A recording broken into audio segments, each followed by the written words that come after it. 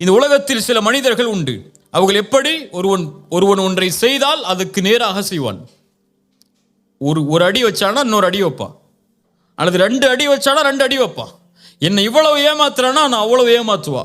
ஆனால் ஒரு முத்தகி, ஒரு முஹ்சின் யார்? அவன் அநீதம் செய்யப்பட்டால் மன்னிப்பான், அவனுக்கு சிரமத்தை கொடுத்தால் பொறுமை காட்பான், அவனுக்கு கொடுக்காமல் தடுத்து கொண்டால் அவன் கொடுப்பான், அவனை வெட்டி வாழ்ந்தால் சேர்த்து வாழ்வான். ரசூலுல்லாஹி ஸல்லல்லாஹு அலைஹி வஸல்லம் அதனால் தான் சொன்னார்கள், சில்மன் கதஅக், உன்னை வெட்டி வாழ்பவனை சேர்த்து வாழ். வஅதி மன் ஹரமக், உனக்கு தடுத்து கொண்டவனுக்கு நீ கொடு. வஅஃபு அம்மன் ஸலமக், உனக்கு அநீதம் செய்தவனை மன்னித்து விடு. இன்னைக்கு நீங்கள் மன்னிங்க, அல்லாஹ் உங்களை மன்னிப்பான்லாம் சொல்லவே இல்லை. இன்னைக்கு சொல்ல விரும்புவது, நீங்கள் மன்னித்தால் தான் அல்லாஹ் உங்களை மன்னிப்பான். இது சாய்ஸ் கிடையாது. ஒருவரை மன்னிக்கிறதுங்கிறது உங்களுடைய விருப்பம் கிடையாது, அல்லாஹ்வுடைய கட்டளை. அல்லாஹ்வுடைய கட்டளை எப்படி? நீங்கள் மன்னித்தால் அல்லாஹ் உங்களை மன்னிப்பான். ரசூலுல்லாஹி ஸல்லல்லாஹு அலைஹி வஸல்லம் சொன்னார், யக்ஃபிரு, நீங்கள் மன்னியுங்கள், அல்லாஹ் உங்களை மன்னிப்பான். நான் விரும்பினால் மன்னிப்பேன், விரும்பவில்லை என்றால் மன்னிக்க மாட்டேன் என்றால், இதே நிலையை அல்லாஹ் நாளை மறுமையில் எடுத்தால், இதே நிலையை மறுமையில் நாளை அல்லாஹ் எடுத்தால், அல்லது நான் அவன் எவ்வளவு செய்தானோ அதற்கு மாற்றாக செய்து மன்னிப்பேன் என்றால், இதே நிலையை அல்லாஹ் எடுத்தால் தாங்க மாட்டீங்க. அப்படியா இல்லையா? இப்போ நான் ஏன் மன்னிக்க வேண்டும் என்று நீங்கள் சொல்லிட்டாலே, நான்கிற வார்த்தை மேலே வந்துட்டாலே நீங்கள் என்ன நினச்சிக்கிறீங்க? நான் மேலே இருக்கிறேன், அவன் கீழே இருக்கிறான்னு நினச்சிக்கிட்டீங்க. இப்போ நான் மேலே இருக்கிறேன், நீங்கள் கீழே இருக்கிறேன்னு நினச்சிக்கிட்டீங்கன்னா உங்கள் மனசில் என்ன இருக்குது? பெருமை வந்துருச்சு. உன் மனசில் பெருமை வந்துருச்சுன்னா கடுகளவு வந்தாலும் சொர்க்கம் நுழைய முடியாது, நரகம் உனக்கு உரித்தாகும். இப்போ ஒரு மனிதனை மன்னிக்கும் போதுதான் நான் யார் என்பது எனக்கு தெரியும். எனக்கு அநீதம் இழைக்கப்படும் போதுதான் நான் யார் என்பது எனக்கு தெரியும். எனக்கு கெடுதல் நடக்கும் போதுதான் நான் யார் என்பது எனக்கு தெரியும். நான் நல்லவன் தான், நல்லதா நடந்தா நல்லவன். நான் கெட்டதை நடக்கும்போது நீ எப்படி நடந்துக்கிறங்கிறத பொறுத்து தான் நான் இருப்பேன்னா நீ நல்லவன் கிடையாது. இஸ்லாமிய மார்க்கத்துடைய அளவீடுகளை பொறுத்தவரை நீ எப்படி நடந்தாலும் என்னிடத்திலிருந்து நலவு மட்டும்தான் வெளிப்படும். இது முஹ்சினுடைய குணம். ரசூலுல்லாஹி ஸல்லல்லாஹு அலைஹி வஸல்லம் அவர்களுடைய மனைவியை பற்றி தவறான செய்தி பரப்பப்படுகிறது. யாருடைய மகள்? அபூபக்கர் சித்திக் ரலியல்லாஹு அன்ஹு அவர்களுடைய மகள் ஆயிஷா ரலியல்லாஹு அன்ஹா. இவ்வளவு பெரிய தூய்மையான ஒரு பெண்ணை பற்றிய செய்தி, அதுவும் இழிவான விபச்சார குற்றச்சாட்டோடு பரப்பப்படுகிறது. ஒரு உணர்வில் பார்ப்போம். என் சகோதரியை பற்றி ஒருவர் தவறான செய்தியை மக்களிடத்திலே பரப்புகிறார். இந்த நிலையில், அல்லது உங்களுடைய வீட்டில் இருக்கக்கூடிய ஒரு பெண்ணை பற்றிய தவறான செய்தியை ஊர் முழுக்க பரப்புகிறார். நீங்கள் யாரை விரும்பினீர்களோ அவர்களே பரப்புகிறார்கள் என்றால் நம்முடைய மனநிலை எப்படி இருக்கும்? எப்படி இருக்கும்? அவன் உயிரோடையே இந்த பூமியில இருக்கக்கூடாதுங்கிற அளவுக்கு நம்ம கோவம் வந்துடும். அப்படியா இல்லையா? அபூபக்கர் சித்திக் ரலியல்லாஹு அன்ஹு அவர்களுடைய காதில் வருகிறது, உங்களுடைய மகளை பற்றிய செய்தியை பரப்புவது வேறு யாரும் இல்லை, நீங்கள் யாருக்கு அல்லாவிற்காக உதவி செய்கிறீர்களோ அந்த மிஸ்தாஹ் அவர்தான் ஹஸ்ஸான் இப்னு சாபித் போன்ற நபித்தோழர்களோடு சேர்ந்து இந்த செய்தியெல்லாம் பரப்பி கொண்டிருக்கிறார். மிஸ்தாஹ் நான் உண்டு இல்லைன்னு பண்ணிட போறேன்னா அபூபக்கர் ரலியல்லாஹு சொல்லலை. ஒரே வார்த்தை சொன்னாங்க, நான் மிஸ்தாஹுக்கு செஞ்சு வந்த உதவியை நிறுத்த போறேன். நான் மிஸ்தாஹுக்கு செஞ்சுட்டு வந்த உதவியை நிறுத்த போறேன். நாங்கள் அல்லாஹ் ரப்புல் ஆலமீன் வசனம் இறக்கிறான். சூரத்து நூருடைய 22வது வசனம், வலா யஅ்தலி உதுல் ஃபத்லி மின்கும் வஸ்ஸஅதி, உங்களில் கண்ணியம் கொடுக்கப்பட்டவர்கள், வசதி கொடுக்கப்பட்டவர்கள், ஏழைகளுக்கும் நெருங்கியவர்களுக்கும் முஹாஜிர்களுக்கும், அதாவது ஹிஜ்ரத் செய்து வந்தவர்களுக்கும் அல்லாஹ்வுடைய பாதையில் கொடுத்ததை கொடுக்க மாட்டேன் என்று சொல்ல வேண்டாம். வல் யஅஃபு வல் யஸ்ஃபஹு, அவர்களை மன்னிக்கட்டும், அதை பொருட்படுத்தாமல் இருக்கட்டும், விட்டு கொடுக்கட்டும். அது அலா துஹிப்பூன யக்ஃபிரல்லாஹு லக்கும், அல்லாஹ் உங்களை மன்னிப்பதை நீங்கள் விரும்பவில்லையா? இப்போ இங்கதான் அல்லாஹ் அந்த கேள்வியை நிலைநாட்ட விரும்புகிறார். அல்லாஹ் உங்களை மன்னிப்பதை நீங்கள் விரும்பவில்லையா? அப்போ நீங்க அல்லாஹ்வுக்காக ஒருவருக்கு உதவி செய்றீங்க, ஆனால் உங்களுடைய மகளை பற்றி பேசுகிறார் என்பதற்காக யாருடைய உதவி நிப்பாட்டுறீங்க? யாருக்காக செஞ்ச உதவியை நிப்பாட்டுறீங்க? அப்போ உங்க சுயநலம் வந்துருச்சா இல்லையா? அங்க அல்லாஹ்வுக்காக செய்ததை நிறுத்துகிறீர்கள், மேலும் அவரை மன்னிக்கவில்லை. நீங்கள் அல்லாஹ் உங்களை மன்னிக்க வேண்டும் என்று விரும்புகிறீர்கள், ஆனால் அதே மன்னிப்பை சக மனிதர்கள் உங்களுக்கு செய்தால் நீங்கள் கொடுக்கவில்லை. அல்லாஹ்வின் மன்னிப்பை நீங்கள் விரும்புகிறீர்கள் என்றால் அபூபக்கரே நீங்கள் அவரை மன்னித்து தான் ஆக வேண்டும். இதைத்தான் அல்லாஹ் சொல்ல வர்றான். நீங்கள் இதை விட்டு கொடுத்து தான் ஆக வேண்டும். மன்னியுங்கள் அபூபக்கரே, விட்டு கொடுங்கள். அபூபக்கர் ரலியல்லாஹு அன்ஹு உடனடியாக சொன்னார்கள், ஆம் யா அல்லாஹ், உன் மீது சத்தியமிட்டு சொல்கிறேன், உன் மன்னிப்பை நான் விரும்புகிறேன். இங்க நான் செய்யறது எதுக்காகத்தான்? என்னுடைய ஈகோ புதஞ்சு போச்சுங்கிறதுக்காக இல்லை, உனக்காகத்தான். அவரை நான் மன்னிக்கிறேன், அவர் மேல் நான் கோபத்தை வெளிப்படுத்தல. எனக்கு உன் பாவ மன்னிப்பு முக்கியம் யா அல்லாஹ். ஏன்? இந்த மனிதர்கள் எனக்கு செய்யக்கூடிய பாவத்தை விடவெல்லாம் உனக்கு நான் பாவம் செஞ்சிருக்கேன். இல்லையா? எல்லா மனிதர்களும் அதில் ஈக்குவல் தானே. ஒவ்வொரு ஆளும் ஒவ்வொருடைய பாவத்தில் தான் மேலே வருவோம் சொல்லி எல்லாமே பாவிகள் தான். ஆதமுடைய பிள்ளைகள், அல்லாஹ் பாதுகாத்த நபிமார்களை தவிர பெரும்பாவங்களை விட்டு விலகியவர்கள் அவர்கள். மற்றபடி மனிதர்கள் எல்லோரும் பாவிகள் தான். எல்லோருமே அதற்கு உரித்தானவர்கள் தான் அல்லாஹ்வுடைய மன்னிப்புக்கு. எனக்கு அல்லாஹ்வுடைய மன்னிப்பு தேவைன்னு யாராவது சொல்ல முடியுமா? எல்லாருக்கும் அல்லாஹ்வுடைய மன்னிப்பு தேவை. உனக்கு அல்லாஹ்வுடைய பாவ மன்னிப்பு வேண்டும் என்றால் நீங்கள் மன்னியுங்கள். அபூபக்கர் சொன்னார்கள், யா அல்லாஹ், நான் அதை விரும்புகிறேன். மிஸ்டர் ஹக்கு, நான் எதை செய்து வந்தேனோ அதை நான் செய்வேன். உடனடியாக சொன்னார்கள், வல்லாஹு கஃபூருர் ரஹீம். அல்லாஹ் பாவங்களை மன்னிப்பதை விரும்புகிறான், இரக்கம் காட்டுவதை அல்லாஹ் விரும்புகிறான். சூரத்து தகாபுனுடைய 14வது வசனத்தில் அல்லாஹ் சொல்கிறான், வ இன் தஅஃபு வ தஸ்ஃபஹு வ தக்ஃபிரு, மன்னித்து விளக்கி அதை நீங்கள் மறைத்து கொண்டால், நீக்கி கொண்டால், ஃப இன்னல்லாஹ கஃபூருர் ரஹீம், அல்லாஹ் பாவங்களை மன்னிப்பவன், அல்லாஹ் இரக்கம் காட்டக்கூடியவன். இப்போ இந்த வசனங்களில் அல்லாஹ் எதை நிலைநாட்ட விரும்புகிறான்? இஹ்சானை நிலைநாட்ட விரும்புகிறான். இஹ்சான் என்றால் என்ன? நீங்கள் அல்லாஹ் உங்களிடத்தில் நடந்து கொள்ள வேண்டும் என்றால் நீங்கள் படைப்புகளிடத்தில் அப்படி நடந்து கொள்ளுங்கள். குறிப்பாக இந்த விஷயத்தில் நீங்கள் அல்லாஹ்வுடைய மன்னிப்புக்கு உரித்தானவர்களாக ஆக வேண்டும் என்றால் சக மனிதர்கள் செய்த பாவத்தை நீங்கள் மன்னித்தே ஆக வேண்டும். இல்ல பழி தீர்க்கிறதுக்கு மார்க்கம் அனுமதி கொடுத்திருக்கு, நான் பழி தீர்ப்பேன் நீங்க நினைச்சீங்கன்னா, இதே பழி தீர்க்கிறதுக்கு அல்லாஹ்விடத்திலே உரிமை இருக்கு. இதே பழி தீர்க்கிறதுக்கு அல்லாஹ்விடத்திலே உரிமை இருக்கு. இப்ப அந்த உரிமையை நீங்கள் எடுத்துக்கொண்டால் அதே உரிமையை நாளை மறுமையில் அல்லாஹ் எடுப்பான். நல்லா புரிஞ்சுக்கோங்க. பழி தீர்க்கிறதுக்கு உரிமை இருக்கு, சரி குர்ஆன் வசனத்தை பேசுங்க, கைக்கு கை காலுக்கு கால்னா பேசுங்க. இதே விஷயத்தை நாளை மறுமையிலும் அல்லாஹ் தேர்ந்தெடுப்பான். அல்லாஹ் உங்களை நாளை மறுமையில் அதை தேர்ந்தெடுக்க கூடாது என்றால் நீங்கள் தேர்ந்தெடுக்க வேண்டியது மன்னிப்பை. இன்னைக்கு சொந்த சகோதரன் தன்னோடு பிறந்து ஒரே வீட்டில் ஒரே படுக்கை அறையில் படுத்து ஒரே விதமான வளர்ப்பில் வளர்க்கப்பட்ட அத்துணை ஆண்டுகள் வளர்ந்த சகோதரர்கள் இன்று பேசுவதில்லை. ஏன் பேசுறதில்லை? அவங்க மனைவி இவங்க மனைவியை பற்றி சொல்லியிருப்பாங்க, இவங்க அவங்க மனைவியை பற்றி சொல்லியிருப்பாங்க. அதனால என்ன ஆகும்? ரெண்டு பேரும் அவன் எப்படி பேசலாம், அவங்க எப்படி பேசலாம், இதுதான் பிரச்சனைங்க. ஒரு சாதாரண விஷயத்துக்கு நடக்கக்கூடிய பிரச்சனை. என்ன ஈகோ வந்துடும் அவருக்கு? ஏன் மனைவியை பற்றி அவர் எப்படி பேசலாம், அவர் மனைவியை பற்றி நான் எப்படி பேசலாம். இது ஒரு எக்ஸாம்பிளுக்காக சொல்கிறேன். இன்னும் எவ்வளோ விஷயங்கள் இருக்குது. அல்லது காசுடைய விஷயமாக இருக்கலாம், அல்லது அப்பாவுடைய சொத்தில் அவர் எப்படி கூட எடுத்துக்கிட்டார், நான் எப்படி கம்மியாக எடுத்துக்கிறேன், அல்லது ஏன் சொத்தை அவர் எடுத்துக்கிட்டாரு. இப்படி இந்த உலகத்துடைய பொருளாதார விஷயமாக இருக்கலாம். இந்த பொருளாதாரமும் இந்த வார்த்தைகளும் இந்த சண்டையும் எதை முடிவெடுக்கிறது? உன் சொர்க்கத்தை முடிவெடுக்கிறது, உன் நரகத்தை முடிவெடுக்கிறது. உன் மனைவிக்காக உன் குடும்பத்தை பகைத்தால், உன் காசுக்காக உன் சகோதரன் நீ பகைத்தால், உன் காசும் உன் மனைவியும் உனக்கு நரகம்.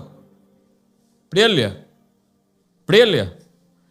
சொர்க்கமாக நீ மாற வேண்டும் என்றால் இந்த உலகத்தில் உனக்கு என்ன தீமை உனக்கு நடந்தால், உனக்கு கொடுக்கப்பட்டால், உன்னை பற்றி பேசப்பட்டிருந்தால், உன் மானம் அங்கே பாதிக்கப்பட்டிருந்தால், உன்னுடைய சொத்து சூறையாடப்பட்டிருந்தால், இது அனைத்தும் தரைமட்டமாக்கப்பட வேண்டும் மன்னிப்பு என்ற வார்த்தையால். அந்த வார்த்தையை நீ கொடுத்தால்தான், அந்த தன்மையில் நீ வாழ்ந்தால்தான் அல்லாஹ் இந்த தன்மையை எடுத்துக்கொள்வான். ரசூலுல்லாஹி ஸல்லல்லாஹு அலைஹி வஸல்லம் அவங்களுடைய காலத்தில் நடந்த நிகழ்வை பாருங்கள். அபூதர் அல் கிஃபாரி ரலியல்லாஹு அன். அபூதர் அல் கிஃபாரி அரபி, அதுவும் குறைஷி குலத்தை நெருக்கமான அரபி. அரபு என்ற ஒரு அந்த இனப்பற்றிலேயே வளர்ந்தவர்கள். சரியா? ஒரு சபையில் ஆலோசனை நடக்கிறது. அபூதர் அல் கிஃபாரி ஒரு கருத்தை வைக்கிறார். பிலால் இப்னு ரபாஹ் யார்? அடிமையான ஒரு கருப்பு நிறத்து ஒரு அடிமையவர். பிலால் இப்னு ரபாஹ் எழுந்து சொன்னார்கள், அபூதரே, இந்த கருத்தில் நான் மாறுபடுகிறேன்.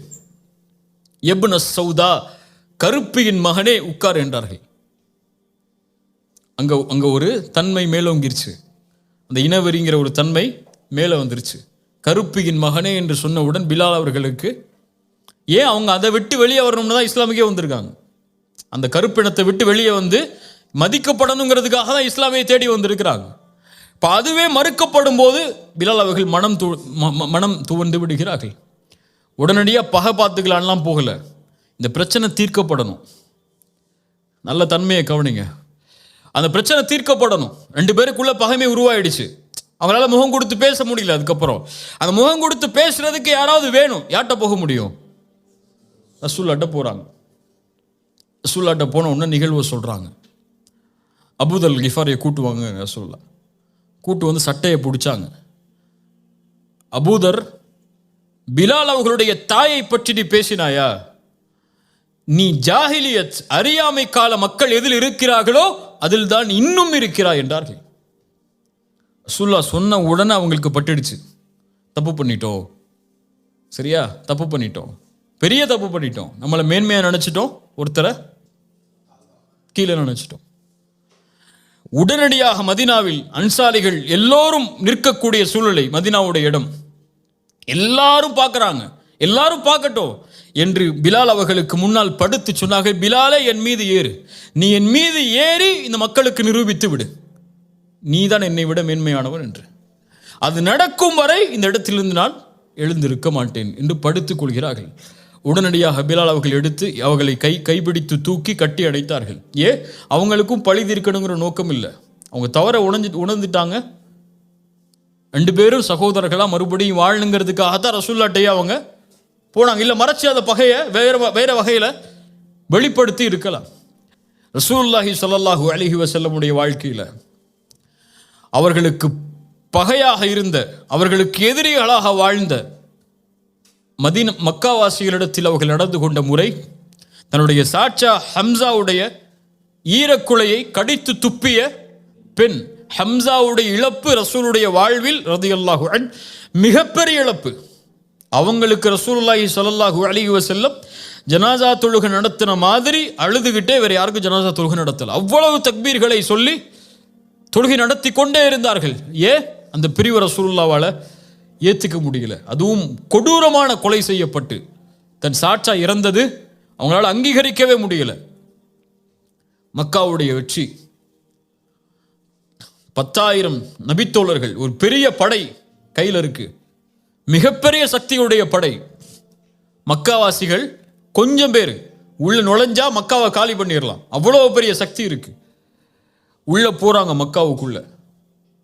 எல்லாரும் சொல்றாங்க, இன்னைக்கு ரசூலுல்லாஹ் எப்படி நடந்து கொள்ள போறாங்கன்னு பாருங்கன்னு அழைச்சாங்க எல்லா மக்காவாசிகளையும். யா மஅஷர குரைஷ் மா ததுன்னூன அன்னி ஃபாயிலும் பிக்கும், எப்படி நான் நடந்து கொள்வேன் என்று நினைக்கிறீர்கள்? மக்காவாசிகள் சொன்னார்கள், ஹைரன் அஹுன் கரீம் வபுனு அஹின் கரீம், கண்ணியமிக்க சகோதரனின் மகன், கண்ணியமிக்க சகோதரனின் மகன் நீங்கள். சொன்னார்கள், என் சகோதரன் யூசுப் என்ன வார்த்தையை சொன்னாரோ அதே வார்த்தையை சொல்கிறேன். லா தஸ்ரீப அலைக்குமுல் யௌம் யக்ஃபிருல்லாஹு லக்கும், உங்கள் மீது நான் பழி தீர்க்க மாட்டேன், உங்கள் எல்லோரையும் மன்னித்து விடுகிறேன் என்று ரசூலுல்லாஹி ஸல்லல்லாஹு அலைஹி வஸல்லம் சொன்னார்கள். இத்ஹபு அன்துமுத் துலகா ஃபஅன்துமுத் துலகா, நீங்கள் எல்லோரும் விடுதலை செய்யப்படுகிறீர்கள். ரசூலை விடவா நாம் மேன்மையானவர்கள்? ரசூலுக்கு ஒருவர் செய்த பாவத்தை விடவா என் சகோதரன், என் குழந்தை? இன்னைக்கு எவ்வளோ பிரச்சனைகள் இருக்கு சமூகத்தில், அப்படியா இல்லையா? பள்ளிவாசல் தலைவருக்கு இடையில சண்டை நடக்கும், யார் தலைவருங்கிற போஸ்ட்டுக்கு. அல்லது அங்கே மஷூரா நடந்துட்டு இருக்கிறோம், ஒரு ஏதாவது சொல்லிடுவார், ஒரு ஏதாவது சொல்லிடுவார், அவ்வளோதான். அந்த பள்ளிவாசல் விஷயமே எங்கே போய் நிற்கும்? கோர்ட்டில் நிற்கும். அப்படியா இல்லையா? அல்லது தான் கல்யாணம் பண்ண சொன்ன பிள்ளைய தான் பையன் கல்யாணம் பண்ணலங்கிறதுக்காக எத்தனையோ வருஷம் பேசாமல் இருக்கக்கூடிய பெற்றோர்கள் இருக்காங்க. புரியுதா? இன்னும் இந்த சமூகத்தில் இருக்கக்கூடிய இந்த மாதிரி விஷயங்கள்லாம் எடுத்திங்கன்னா சாதாரண விஷயத்துக்காக இருக்கும், ஒன்றுமே இல்லாத விஷயத்துக்காக இருக்கும். எங்கள் அம்மா உங்கள் அம்மா என்னை பார்த்து இப்படி சொல்லிட்டாங்க, அதனால் மௌத்து வரைக்கும் உங்கள் அம்மாட்ட பேச மாட்டேன். ஒய்ஃபுடைய சபதம். அதே சபதம் மாமியார்கிட்ட, ஒய்ஃபு என்னை பார்த்து இப்படி பேசிட்டா அதனால் நான் மௌத்து வரைக்கும் இப்படி பேச மாட்டேன். எப்படி எடுத்துக்கிட்டேன்னு வச்சிங்கன்னா, இந்த சமூகத்தில் ஒவ்வொரு குடும்பத்திலையும் ஒவ்வொரு வீட்லேயும் நுழைஞ்சு பார்த்தீங்கன்னா இந்த மாதிரி சண்டை 1000 லட்சம் இருக்கும். எல்லா வீட்லேயும் இருக்கும், எங்கள் வீட்டில் இருக்கும், உங்கள் வீட்டில் இருக்கும். இப்போ இதெல்லாம் இருக்குது. சரி, இப்போ என்ன முடிவு? இப்போ அல்லாஹுவை ஏற்றுக்கொண்ட முஸ்லிம்கள் நாங்கள் என்றால், அல்லாஹ்வுடைய நம்பிக்கையில் வாழக்கூடிய முஸ்லிம்கள் நாங்கள் என்றால், எங்களுடைய பாவங்களை, நாங்கள் தொழுகையை விட்டதை, நாங்கள் தவறான காட்சிகளை பார்த்ததை, நாங்கள் தவறான செயல்பாடுகள் செய்ததை, இப்படி நாங்கள் அல்லாஹ்வுக்கு செய்த பாவங்களை அல்லாஹ் எங்களுக்கு மன்னிக்கணும்னா நாங்கள் இவங்களை மன்னிச்சு தான் ஆகணும். மன்னிச்சு தான் ஆகணும்னா சரி மன்னிச்சிட்டேன் போ, இனிமேல் என் கண்ணில் முழிக்காதுன்னு சொல்கிறது இல்லை. அந்த மன்னிப்பு அல்லாஹ் அங்கே சொல்லவே இல்லை. அந்த உறவு கெட்டுவிட்டால் மன்னிப்பை வழங்கினால் அந்த உறவு சீர்படுத்தப்படும். அடுத்து அந்த உறவு எப்படி முன்னால் இருந்ததோ அதை விட மேன்மையாக்கப்படும். இல்லை அவர் செஞ்ச பாவம் பெரிய கோடிங்க, என் கோடியை கை வச்சிட்டாருங்க அவர், அல்லது என் சொத்தில் கை வச்சிட்டாருங்க அவர் செஞ்ச பாவத்தை மன்னிக்கவே முடியாதுங்க அப்படிங்கிற விஷயம்லாம் உலகத்தில் எதுவுமே கிடையாது. ஏன்னா இந்த உலகத்தில் எதுவுமே உனக்குள்ளது இல்லை கை வைக்கிறதுக்கோ அல்லது அவர் உன்னுடைய விஷயத்தை பங்கப்படுத்துறதுக்கோ. நீ அந்த ஸ்டாண்ட் எடுக்கிறியா, எடுத்துக்கோ, பிரச்சனையே இல்லை, எடுத்துக்கோ. உனக்கு உன்னுடைய இது எக்ஸப்ஷனுங்க, இதெல்லாம் மன்னிக்க முடியாது, மன்னிச்சிட்டா அவர் வேற வழியில் போயிடுவோம். இப்படிலாம் நீங்கள் என்னென்ன எக்ஸப்ஷனாக சொல்லிக்கோங்க. இதே எக்ஸப்ஷனாக நாளைக்கு மறுமையில் பார்ப்பீங்க. இந்த செயல் இருந்தால் இதே செயலோடு அல்லாஹ் நாளை மறுமையில் உங்களிடத்தில் நடந்து கொள்வான். இதைத்தான் இஸ்லாம் இஹ்சானாக எமக்கு கற்றுக் கொடுக்கிறது. ரசூலுல்லாஹி ஸல்லல்லாஹு அலைஹி வஸல்லமுடைய மனைவியுடைய செயலை பாருங்கள். சஃபியா ரலியல்லாஹு அன்ஹா, இவர்கள் யார்? சஃபியா யார்? எந்த குலத்து பெண் அவர்கள்? யூத பெண். சத்தமா சொல்லுங்க, யூத பெண். சஃபியா ரலியல்லாஹு அன்ஹா அவங்கள பத்தி உமர் ரலியல்லாஹு அன்ஹு அவங்களோட வேலை பார்க்கக்கூடியவங்க ஒரு கம்ப்ளைண்ட்டை கொண்டு போறாங்க. சஃபியா ரலியல்லாஹு அன்ஹா ரசூலுல்லாஹ்வுடைய மரணத்துக்கு பிறகு அவங்களுடைய யூத குடும்பத்தோடு நெருக்கத்தோடு நடந்து கொள்கிறார்கள். இதை பற்றி விசாரிங்கிறாங்க. இது நம்மள்கிட்ட சொல்லப்பட்டால் நம்மளால் யாராவது நம்மளை பற்றி, நம்ம கூட இருக்கவங்களை பற்றி யாராவது நம்மள்ட்ட சொல்லிட்டா அப்படியா சரி நான் பார்த்துக்கிறேன் அப்படின்னு சொல்லி மனசில் வச்சுப்போம். உமர் ரலியல்லாஹு உடனே கூப்பிட்டாங்க அவங்கள. யாராக இருந்தாலும் வாங்கன்ட்டாங்க. ஒரு கம்ப்ளைண்ட் வந்திருக்கு, முன்னாடி வாங்க. சஃபியா இவர்கள் சொல்வது உண்மையா? சஃபியா ரலியல்லாஹு சொன்னார்கள், யா உமர், அவர்கள் நான் இஸ்லாமை ஏற்றுக்கொண்டாலும் அவர்கள் யார்தான்? என் குடும்பத்தார்கள். அவர்களை பகைத்து வாழ்வதற்கு எனக்கு இஸ்லாம் அனுமதி அளிக்கல. அவர்களை நெருக்கமாகத்தான் நான் வாழ முடியும், அவங்களோடு பேசி பழகிதான் என்னால் இருக்க முடியும். அவர்கள் வேறு மதத்தை சார்ந்தவர்கள் என்பதால் இஸ்லாம் எனக்கு அந்த உறவை துண்டிக்க சொல்லவில்லை. நான் இருப்பதில் எந்த தவறும் இல்லை. அல்லாஹ்வுடைய மார்க்கம் எந்த அளவோடு நடந்து கொள்ள சொல்கிறதோ அந்த அளவோடு தான் நடந்து கொள்கிறேன். உமர் ரலியல்லாஹு அனுப்பிடுறாங்க. நம்மளாக தான் என்ன செஞ்சுருப்போம்? நம்மளோட இருக்கக்கூடியவர் நம்மளை பற்றி ஒருத்தட்ட போய் பேசிட்டார், இடத்த காலி பண்ணிட்டே இல்லைன்னு சொல்லியிருப்போமா இல்லையா? அதுவும் அவங்களுக்கு வேலை பார்க்கக்கூடிய அடிமை பெண், என்னன்னாலும் நடந்துக்கலாம், அப்படியா இல்லையா? ஒரே வார்த்தையில் வந்து சொன்னார்கள், இத்ஹபி ஃபஅன்தி ஹுர்ரா லிவஜ்ஹில்லாஹ், அல்லாஹ்வுடைய முகத்துக்காக உன்னை நான் விடுதலை செய்கிறேன், சென்று விடுனாங்க. அந்த அடிமைத்தனத்திலிருந்து அவர்களை விடுவித்தார்கள். வலா ஆஃபீனா அனின் நாஸ், அதான் அங்கே செய்ய வேண்டிய ஒரு அடிமையை விடுதலை செய்தார்கள். ஏன்? அல்லாஹ்வுக்காக. நான் அவங்களை மன்னிக்கணும். அந்த மன்னிப்புக்கு என்ன கொடுக்க முடியும்? அதுதான் நமக்கு செஞ்ச பாவத்துக்கு நம்ம கொடுக்கக்கூடிய மிகப்பெரிய தண்டனை. மன்னிப்பு தான் தண்டனையை தவிர வீரத்தை காட்டுறது இல்லை தண்டனை, கோபத்தை காட்டுறது இல்லை தண்டனை. ஒருவர் உணர்ந்து கொள்ளணும் உங்களுக்கு செஞ்சதன்னா அவரை மன்னிச்சு அவரோட சேர்ந்து வாழுங்க. இப்போ எத்தனையோ குடும்ப உறவுகளில் தந்தை தாய், பிள்ளைகள் பெற்றோர்கள், மனைவி கணவன், கணவன் மனைவி, பிள்ளைகள், சகோதரர்கள், நண்பர்கள், அண்டை வீட்டார்கள் என எத்தனை உறவுகள் இந்த சமூகத்தில் சீர்குலைந்து வெறும் காசு என்பதற்காக, வெறும் ஈகோ என்பதற்காக, வெறும் வார்த்தை சொன்னதற்காக, அல்லது வெறும் உறவை ஏதோ சில வார்த்தைகளில் வர்ணித்ததற்காக, அல்லது தன்னை பற்றி பேசினான் என்பதற்காக அல்லது தன்னை பற்றி தன் மானத்திற்கு பங்கம் விளைவிக்கக்கூடிய காரியத்தை செய்து விட்டார் என்பதற்காக உங்களுடைய பகையை நீங்கள் வைத்திருந்து அந்த பகையை வளர்த்து கொண்டு இருந்தால் ஒன்றை உணர்ந்து கொள்ளுங்கள், நீங்கள் ரசூலை விட மேன்மையானவர்கள் அல்ல, நீங்கள் அபூபக்கரை விட மேன்மையானவர்கள் அல்ல, நீங்கள் ஆயிஷாவை விட ரலியல்லாஹு அன்ஹா அவர்களை விட மேன்மையாளர்கள் அல்ல. அவர்களே தங்களுடைய மானத்தில் தங்களுடைய விஷயத்தில் பங்கம் இழைக்கப்பட்டாலும் மன்னித்திருக்கிறார்கள் என்றால் அவர்களும் அல்லாஹ்வுடைய மன்னிப்பை தேடினார்கள். நானும் மன்னிப்பை தேடுகிறேன் என்றால் மன்னியுங்கள். மன்னிக்க மாட்டேன்னு பெருமை காட்டிட்டு உட்கார்ந்துருந்தீங்கன்னா, நான் பேச மாட்டேன், நான் அவன்கிட்ட சேர மாட்டேன், நான் அவனுக்கு ஃபோன் பண்ண மாட்டேன், அவன் பேசட்டும், அவன் பேசுகிறான் நான் பேசுகிறேன், அவன் எனக்கு நடந்து கூட நான் நடந்துக்கிறேன், அவன் என்கிட்ட சேர்த்து வரட்டும் நான் சேர்ந்து வாழ்ந்துக்கிறேன், இப்படின்னு பெருமை பேசிக்கிட்டே இருந்தீங்கன்னா இதே செயல்பாட்டை நாளை மறுமையில் அல்லாஹ்விடத்தில் எதிர்பார்ப்பீர்கள். அல்லாஹ் ரப்புல் ஆலமீன் இந்த தன்மையை செயல்படுத்துவதற்கு அல்லாஹ் எனக்கும் உங்களுக்கும் ஆற்றல் தருவானாக. இன்ஷா அல்லாஹ் உறுதியேற்கிறேன். நீங்களும் உறுதியேற்றி இந்த சபையிலிருந்து கலைந்து செல்லுங்கள்.